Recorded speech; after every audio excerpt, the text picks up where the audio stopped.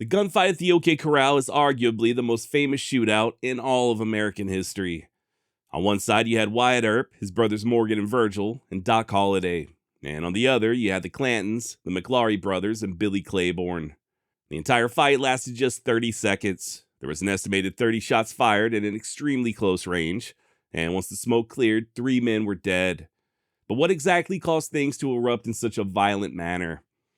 Well, I think most people would just chalk it up to a simple case of good guys versus bad guys. I mean, after all, the Clantons were aligned with the Cowboys, a loose gang of killers, thieves, and smugglers. And the Earps, of course, represented law and order, at least outwardly. So yeah, to most casual observers, the shootout was just the inevitable collision between outlaws and lawmen. But what I think a lot of people don't realize, what's not even mentioned in movies like Tombstone, is that the Earp-Clanton feud originated with a botched robbery some 7 months prior. You see, on March 15th, 1881, there was an attempted stage holdup between the towns of Tombstone and Benson. And thankfully, despite the driver and a passenger being killed, the guy riding shotgun did manage to fend off the bandits long enough to get everyone else to safety. Posse was formed the following day, and they were able to arrest one of the suspects, an old boy by the name of Luther King. And in turn, Luther squealed on his accomplices, fellow Cochise County Cowboys Jim Crane, Harry Head, and Billy Leonard. Now, it just so happened that Leonard was good friends with none other than Doc Holliday. In fact, Doc had even paid Leonard a visit on the very same day as the holdup, and it was this association that led some to think that Doc was in on it. Rumors began to swirl, and it wasn't long before Holliday found himself under arrest for making quote-unquote threats against life. Apparently, his old enemy, Milt Joyce, accused him of being a stage robber, and rather than let the insult slide, Doc went for his gun. Luckily, Sheriff Behan was present and able to intervene before shots were fired, but nonetheless, Holliday was taken into custody, and the rumors persisted. So much so that Wyatt Earp would eventually hatch a plan, not only to clear Doc's name, but to hopefully gain a little glory in the process.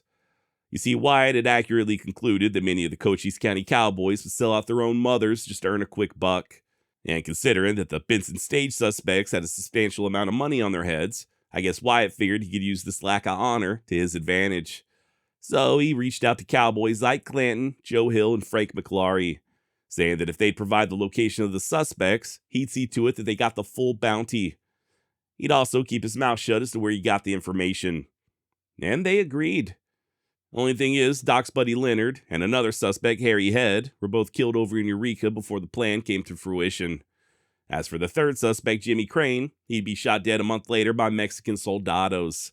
This is the same ambush I discussed in a previous episode that saw the death of Old Man Clanton.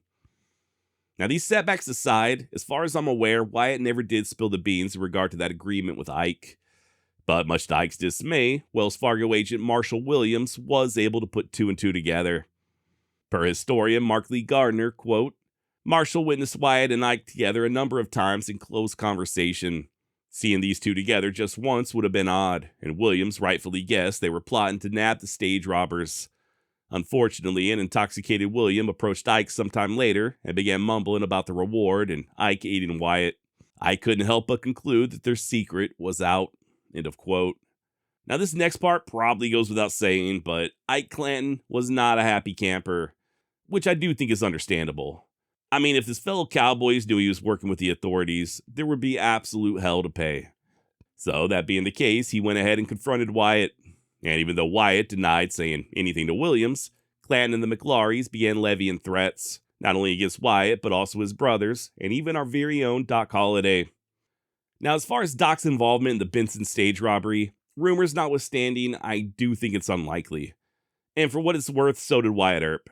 He'd stated as much years later when he wrote that Doc was not in the Benson stage holdup, and that he never did such a thing as holdups in his life.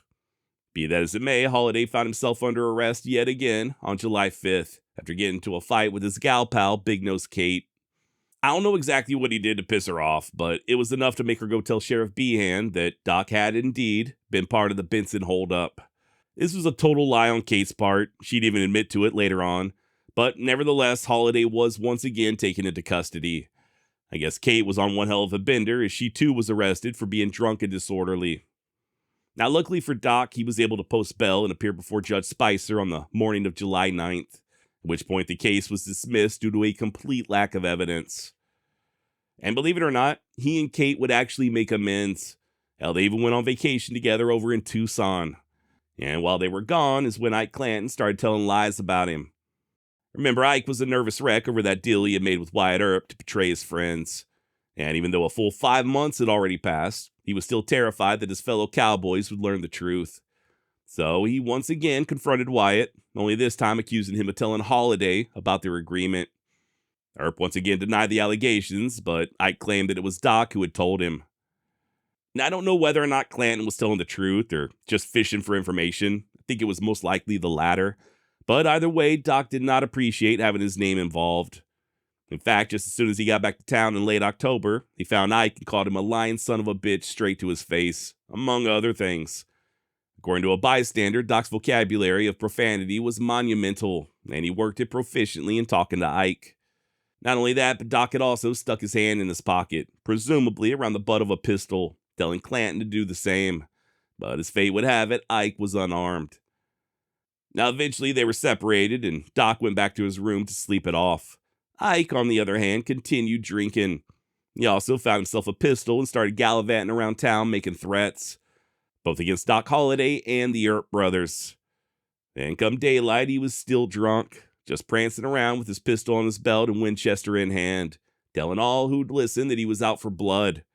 Hell, he even went to Doc's boarding house, but Holliday was still fast asleep. It wasn't until he woke up that Kate told him that I could come calling, to which Doc responded, "If God lets me live long enough to get my clothes on, he shall see me." Now by noon, the Earp boys had also been roused from bed, and after hearing about Ike's continued threats, along with the fact that he was brandishing firearms within city limits, they set out at once to arrest him.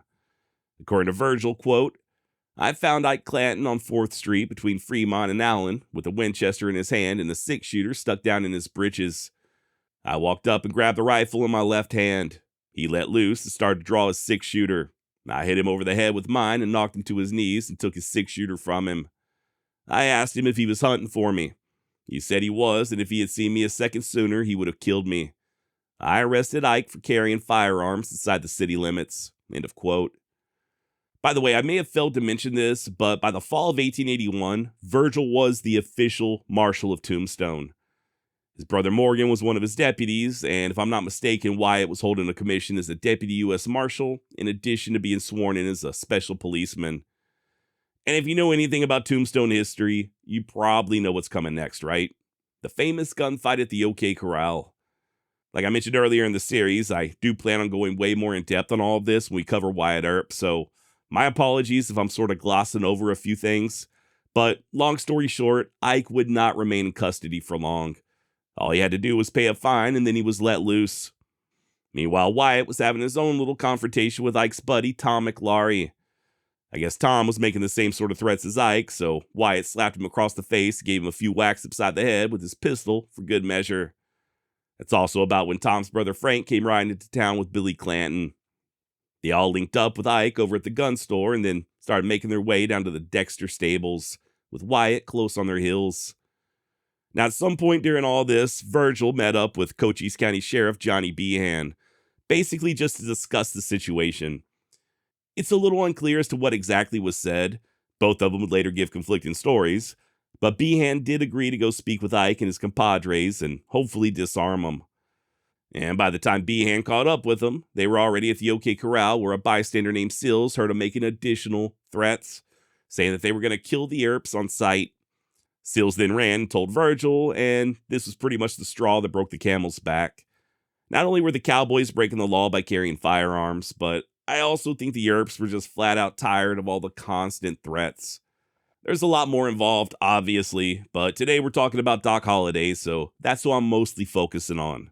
Speaking of Doc, he had just finished a leisurely breakfast and joined the Earps over by Hafford's Saloon, wearing a fancy overcoat and carrying a silver-headed cane. And when the Earp boys headed off to arrest Ike and the McLaurys, Doc spoke up and asked if they were planning on leaving him behind.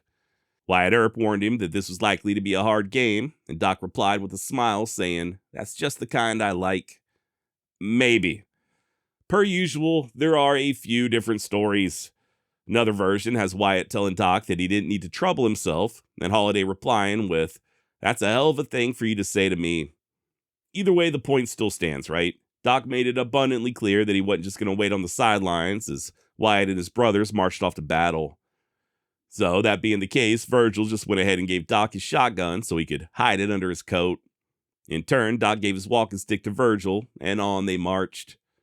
Meanwhile, the Cowboys, whose numbers now included 21-year-old Billy Claiborne, had made their way to a vacant lot next to Fly's photo shop. I know I said earlier they had all been at the OK Corral, which they had been, but believe it or not, the actual gunfight would not take place at the OK Corral. In all reality, it occurred at that vacant lot I mentioned a second ago. Still very close to the corral, but not the actual corral. I also said that Sheriff Behan had gone to speak with the Cowboys, which was also true, but unfortunately he was not successful in taking their guns. Now there is some debate as to whether or not Behan then lied and told the Earps that the Cowboys were unarmed. We'll go ahead and cover that at a later date when I do the whole Wyatt Earp series. But yes, by the time Doc and the others arrived, the Cowboys were still brandishing firearms, at least most of them. According to historian Casey Teffer-Tiller, quote, much to the Earp's surprise, the Cowboys had not been disarmed.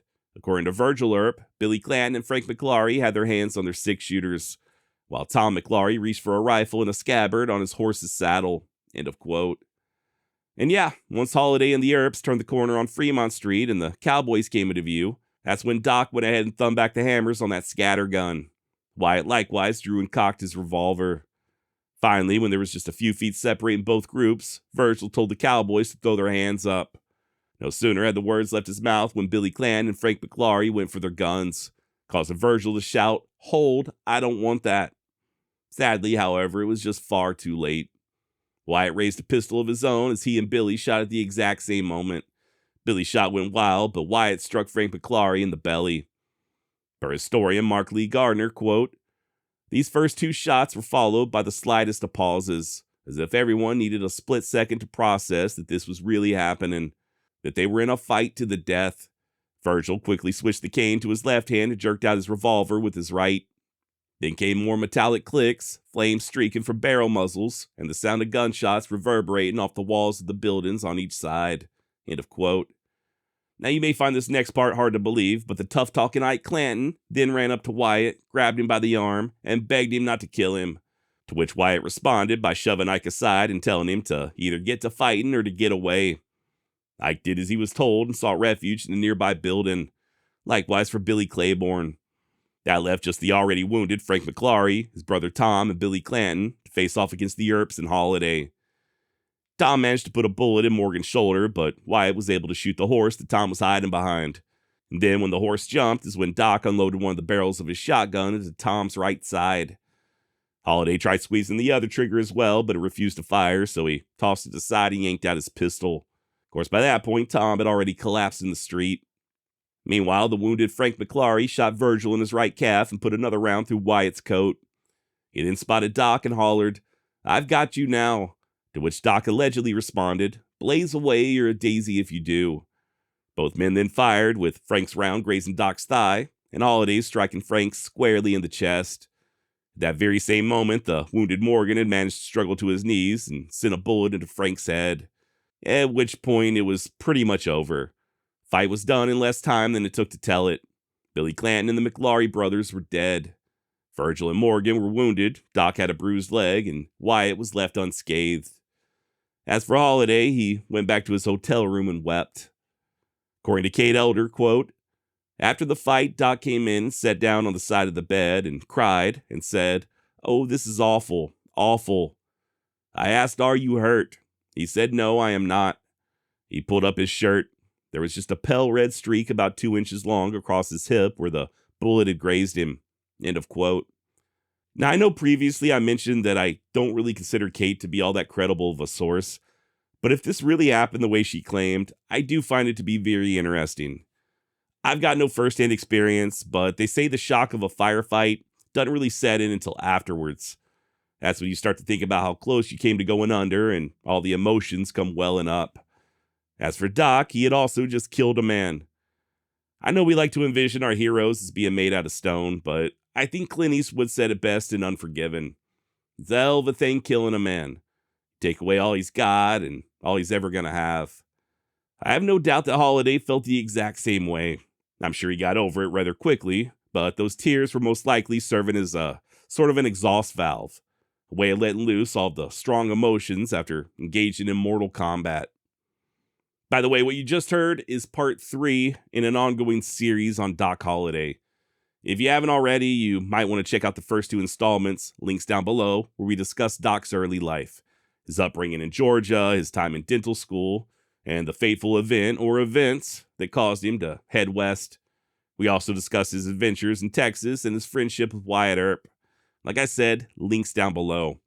And next week, we'll be examining Doc's life after Tombstone.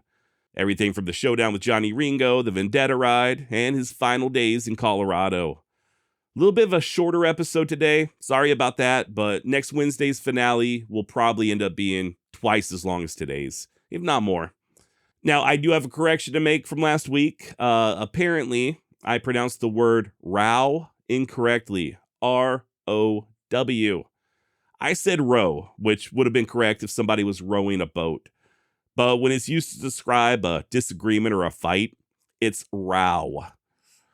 And you know, I don't think I've ever heard someone actually say this out loud. I've only read the word, so I've been saying it row in my head for about as long as I can remember. I do try to double check pronunciations, but this one did slip past, so my apologies. Rest assured, I have already taken corrective measures. I have not eaten in the last 2 days, nothing but water, so that'll teach me. And yesterday, I did walk on glass for approximately 20 yards, just broken shards of glass. And tonight, I will vigorously flog myself, just as a way of additional punishment. Why? Because you deserve better. That's why.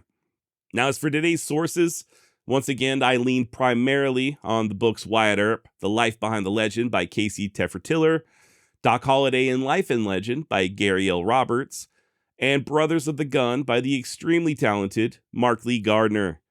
Okay, one last thing, and I'll let you get back to whatever you were doing.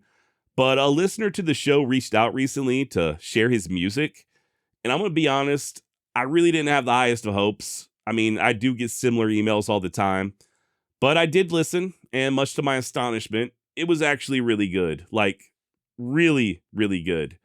Matter of fact, I ended up listening to the entire album on the way to drop off my daughter. And even she liked it. So if you're looking for some new music, you definitely want to check out a guy by the name of Shane Durden. I'll drop a link down below to Spotify. He's also on YouTube Music. But I'm telling you, man, this guy is extremely talented. And no, this is not an advertisement. He didn't pay me to say this. He didn't even ask me to give him a shout out. I'm doing this because I genuinely enjoyed his music. And I think you will too. Once again, that's Shane Durden. All right, and I guess that's about all I've got. Till next time, try not to rob any stagecoaches, okay? Don't trust a woman named Big Nose Kate. And whatever you do, don't bring a walking stick to a gunfight. All right, till next week, adios.